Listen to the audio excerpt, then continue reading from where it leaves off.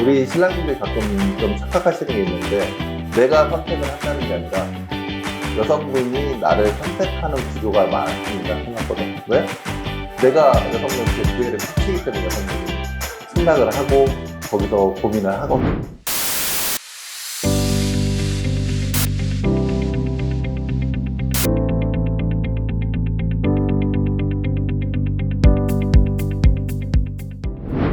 안녕하세요. 베트남 국제결혼 스토리 베트남 지사장 강지훈입니다. 네, 지사님, 이번에는 저희가 맞선 여행을 3박 4일 진행하는데, 네. 좀 약간 디테일하게 네. 신랑분들이 좀 미리 체크를 해야 될 그런 부분들, 오셨을 때 좀 도움이 되는 부분들.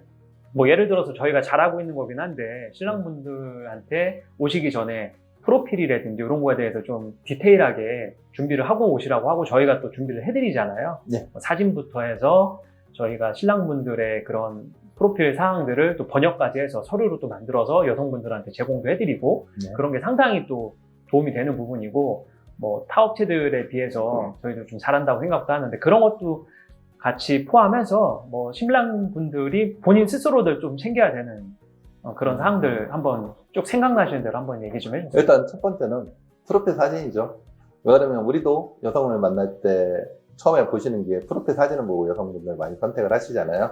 그렇기 때문에 이제 내가 만나고 싶은 여성분들한테 사진하고 프로필이 넘어가는데, 거의 대부분 남자분들 뭐 셀카 잘 못 찍잖아요. 못 찍고 아니면 뭐 일반 사진 찍는데 좀 경직된 표정으로 찍긴 한데, 베트남 결혼이 뭐 몇천만 원 들어가는 비용이 들어가는데, 단지 프로필 사진을 한 몇만 원, 뭐 돈십만 원까지 주고 찍는 비용을 아끼지 마시고 본인을 포장하신다 생각하시고 본인 프로필 사진을 먼저 준비를 해주시고요. 두 번째는 뭐냐면, 업체가 프로필을 남성분 정보를 받아서 이제 베트남어로 번역해주는 것도 있고 서류로 제공해주는 업체들도 있겠지만, 최소한 요새 챗GPT 좋잖아요. 그러면은 본인이 중점적으로 신부에게 고지를 하고 싶은 내용들, 그리고 본인의 간략한 신상 명세서 정도는 본인이 스스로 작성을 해서 좀 가지고 와서 나중에 매칭이 되시고 나면 뭐 업체 있는 앞에서 확인 받으셔도 되고, 아니면 신부님과 단둘이 있었을 때 나는 이러이러한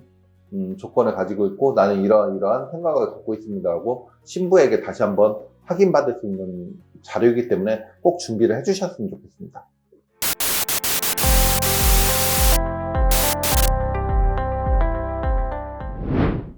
뭐 이거는 제 사례인데요. 저 같은 경우에도 제 와이프가 처음 만났을 때 여자분들 몇 분 보고 저도 까였어요. 까여서 아 이거 왜 까일까? 나름의 그래도 전략을 세웠던 게, 제 핸드폰 사진을 보고선, 지금은 나이가 좀 먹어서 상태가 안 좋지만 어릴 때는 예뻤거든요. 진짜로. 그래서 그 사진들을 추려서 지금 이제 와이프한테 맞선 볼 때 핸드폰을 보여주면서 막 어필을 했어요. 근데 이세를 또 상상을 하게 하고, 그 나름 주요했다고 생각을 하고, 또 한 번은 저희 같이 이제 진행했던 신랑님 중에서는 뭐 어떻게 보면은 되게 아이디어가 좋았는데, 뭐 미리 맞선을 보러 오기 전에 사전에 서로 프로필 교환을 하니 여성분이 마음에 이제 드셨는지 남성분이 그 여성분을 부모님한테 미리 소개를 했고, 그래서 부모님들이 그 여성분 이름 응우엔 누구누구누구야 신짜오 만나서 반가워 한국에서 봐, 이런 동영상을 또 찍었던 신랑분이 있었어요. 그걸로 이제 여성분한테 어필을 현장에서 했었는데, 부모님이 너를 이렇게 만나기도 전에 반가워한다. 물론 결과론적으로는 뭐 어떻게 됐다 말씀을 못 드리겠지만, 뭐 이런 것들 보면서 뭐 생각나시는 뭐 그런 부분들. 준비된 자와 준비 안 된 자의 차이, 뭐 그 차이겠죠. 그리고 여성분이 일단은 베트남 현지에 가게 되면 우리 신랑님들이 가끔 좀 착각하시는 게 있는데, 내가 선택을 한다는 게 아니라 여성분이 나를 선택하는 구조가 많습니다, 생각보다. 왜?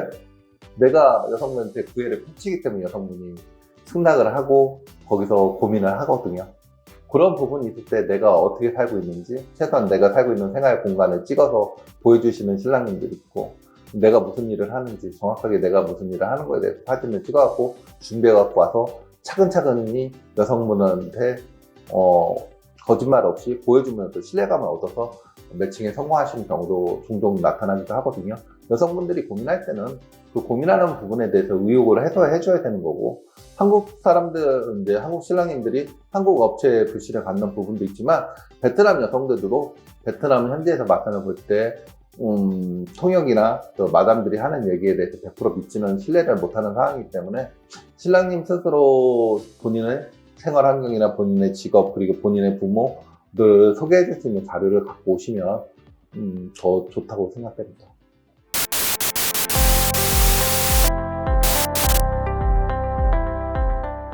저도 개인적으로도 이제 남자분의 신랑님의 가족분들이나 이런 거에 대한 두려움이 신부 쪽에 좀 많을 수도 있을 것 같아요.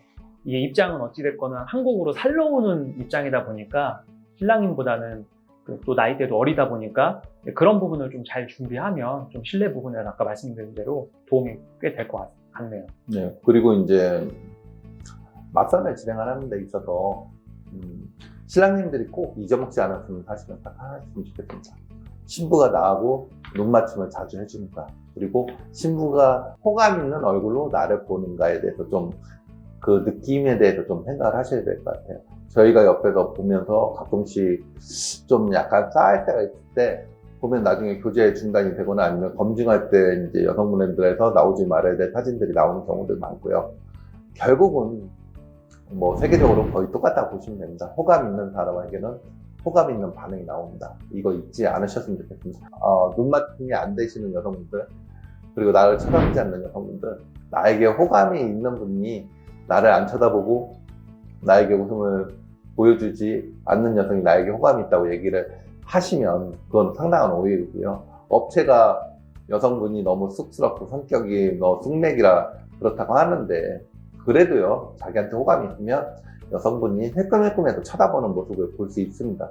신랑님도 정신 바짝 차려서 맞선을 보셔야 되고요. 인생의 중대한 결정을 하시는 자리잖아요. 그런 갈림길을 선택을 하셔야 되는 부분이기 때문에 이런 요소를 꼭 참고를 하셔서 맞선을 보실 때 여성분의 반응, 그런 부분, 그리고 현장 주위에 있는 사람들, 뭐 마담이라든지 통역이라든지 거기에 참관한 업체 관계자들 표정도 좀 잘 보시고요. 왜? 신부가 이상한 소리를 하면 통역, 1차적으로 나타나는 게 통역이고, 거기에 관련된 업체 종사자들이 그 내용을 알기 때문에 얼굴 표정이 변할 수가 있거든요. 그런 부분을 좀 유심히 보시고, 본인 스스로 본인을 지킬 수 있는 방법을 강구를 하셔야 됩니다.